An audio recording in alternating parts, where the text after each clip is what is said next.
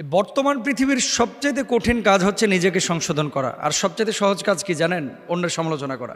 প্রত্যেকটা মানুষ খেয়াল করেন, নিজের সংশোধনের খবর নাই, কিন্তু আরেকজনকে শুদ্ধ করার জন্য, আরেকজনকে বদলানোর জন্য, পরিবর্তন করার জন্য বড় পেরেশান, কিন্তু নিজে পুরো নাপাক হয়ে রয়েছে, নাপাকি ধোয়ার খবর নাই।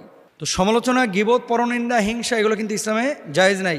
আপনি একজন মানুষকে যদি শুদ্ধ করতে চান, মুখোমুখি তাকে বলেন যে এটা আপনার ত্রুটি, এটা আপনি ঠিক করেন, এটা আপনার ঠিক করা উচিত, এভাবে বলবেন।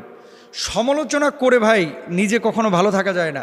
আপনি আরেকজনের সমালোচনা করে পেছন থেকে টেনে ধরে মনে করতেছেন এরা থামায় দিবেন, দমায় ফেলবেন, কোশ্চিনকালেও না। আল্লাহ যদি কাউকে উঠায়, আপনি পেছন থেকে সারা পৃথিবীর মানুষ খামচে এটা এনে ধরলেও এরে থামাইতে পারবেন না, এর গন্তব্যে পৌঁছায় যাবে। আর আল্লাহ যদি কাউকে আটকায় দেয়, সারা পৃথিবীর মানুষ ধাক্কা মেরেও তারা কিন্তু গন্তব্যে পাঠাইতে পারবে না। গীবত, সমালোচনা, পরনিন্দা এগুলো আমরা করব না। আর সবসময় আরেকজনকে শুদ্ধ করার চিন্তা করার আগে নিজে আমি কতটুকু শুদ্ধ এটা আমরা খেয়াল করব।